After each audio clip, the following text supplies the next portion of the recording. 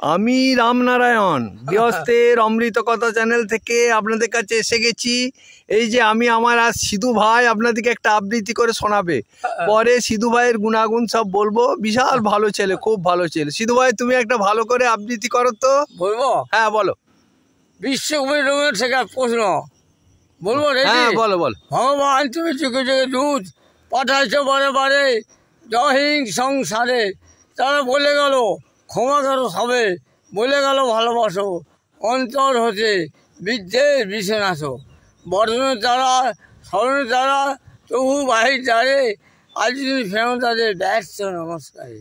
আমি দেখেছি গোপন হিংসা কপর রাত্রি ছায়ে হেনেছে নিঃসহায়, আমি দেখেছি প্রতিজ্ঞাহীন সত্যের অপরাধে বিচারের বাণী নীরবে নির্বিতকারে, আমি দেখেছি তরুণ বালক উন্মাদ হয়ে ছুটে কি যন্ত্রণায় মরছে পাথরে নিষ্ফল পাথরে, কণ্ঠ আমার রৌদ্রাজি বয়সিনী হারা অবস্থা কারা, লুপ্ত করছে আমার ভুবন দুঃসমনের তলে, তাই তো তোমার সুদায় ওষুধ জলে, যারা তোমার বেসাইছ বায়ু নেমাইছ তো ভাবলো, তুমি কি তাদের ক্ষমা করেছো, তুমি কি বেশি বলো?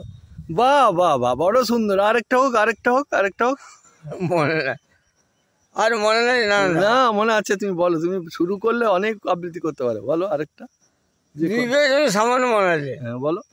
দুই পেজ রবীন্দ্রনাথ শেখা শুধু পেকে দুই ছিল মোর ভুঁই, আর সবই যেতে নিনে বাবু কহিলেন বুঝি উপেন এই জমি লইবি গেলাম, আমি কইলাম ওরে ভূস্বামী ভূমির অন্ত নাই, সে দেখো মোর বড় জোর মরিবার মতো ঠাঁই। মরিবার এটা কেড়ে না আসছি। হ্যাঁ এসো, ভালো থাকবে।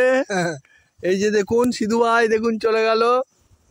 এই যে দেখুন, দেখুন কত সুন্দর সিধু ভাই আমার চলে যাচ্ছে।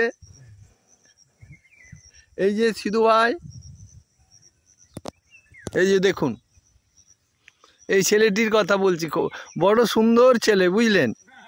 খুব ভালো ছেলে, এ ভালো আবৃত্তি করতে পারে, পড়াশোনাও ভালো ছিল, টিউশন করতো, কিন্তু এই কি করবেন বলুন, এই সঙ্গদোষে যা হয় তাই হয়ে গেছে, যার ফলে এইভাবেই চলছে জীবন, সুন্দরভাবেই চলছে।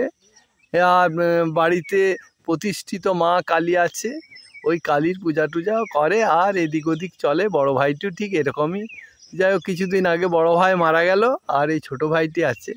ছোটো ভাইটি ওই দিনরাত্রি মাঠে ঘাটে এখানেই পড়ে থাকে, কি করবে, শুয়ে থাকে। আর এইসব জানেন তো, নেশার টেশার জিনিস একদম মানুষকে তো একদম জর্জরিত করে ফেলেছে, কাছাকাছি বলার কিছু নাই। তাই প্রত্যেকের কাছে আমার অনুরোধ যে যেভাবেই হোক, যে অভাব অনটন মানুষের থাকবে, কিন্তু এই নেশা ভাঙের মধ্যে না যাওয়াটাই ভালো, কারণ তাদের জীবন একবারই বিচ্ছিন্ন অবস্থায় এসে যায়। এই বলেই আমার বক্তব্য আমি শেষ করছি। আপনারা সব ভালো থাকবেন, নমস্কার।